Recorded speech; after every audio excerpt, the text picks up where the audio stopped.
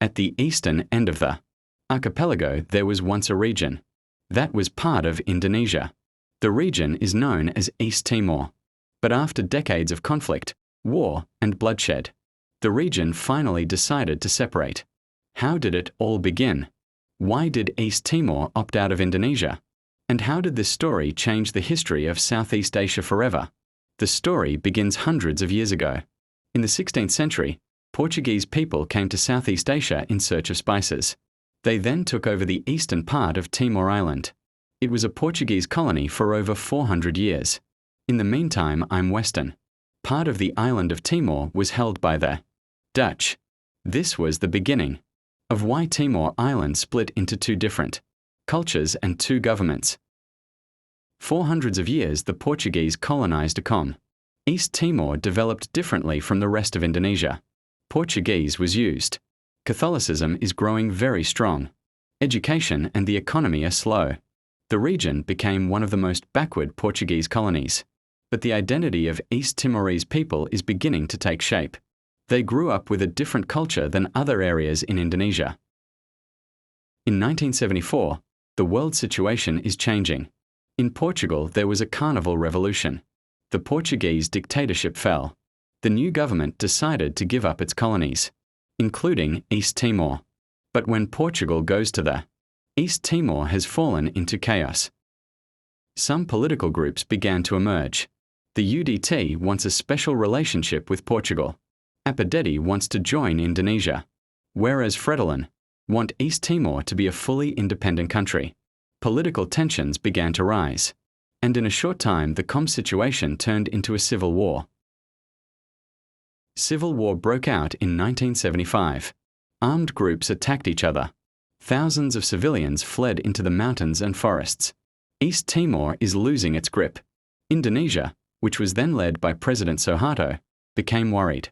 Because the world is in a Cold War, Indonesia fears East Timor is falling under the influence of communism. On December 7, 1975, Indonesia launched Operation Seroja, the largest military operation in the history of Indonesia. Troops entered Dili by sea and air. The big battle ensued. Many victims fall, and the international world is starting to shine a light on the conflict. The Frelimo group and its military wing. The Falantil doing guerrilla warfare from the mountains. They attacked Indonesian military posts. The conflict lasted for years. The Indonesian army continues to conduct security operations, and the civilians are once again victims. In the midst of a clash, people's lives go on. The kids went to school. The farmer keeps working. But the atmosphere of fear is always there. Many families lose family members. Some support Indonesia. Others support independence. East Timor is divided. In 1991, the world is finally seeing firsthand what's going on in East Timor. Thousands of people gathered at the Santa Cruz Cemetery in Dili. They're making peace. But the situation turned chaotic. Shots fired. Dozens to hundreds of people were killed. And it's all caught on the camera of foreign journalists. The video went around the world. International pressure on Indonesia is rising sharply. In 1998, Indonesia is in a major economic crisis. Prices are going up. Demonstrations are happening everywhere. After more than 30 years in power, President Suharto finally stepped down. He was replaced by B.J. Habibie. And in these times the future of East Timor is beginning to change. President Habibie took a big decision. The people of East Timor will be given a choice. Stay with Indonesia or independent. The UN is tasked with overseeing the referendum. Tension is building. All parties await the day of determination. That day was a good one. The people of East Timor decide their own fate. Since the morning dawned, thousands of people fill the polling place. Some cried, partly fear, but they came anyway. And when the results were announced, 78.5% of the people voted for independence. After the referendum results were announced, great chaos ensued. Riots broke out in various cities. Buildings were burned.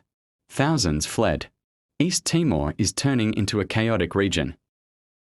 The UN finally sent an international peacekeeping force. Indonesia began to withdraw its army.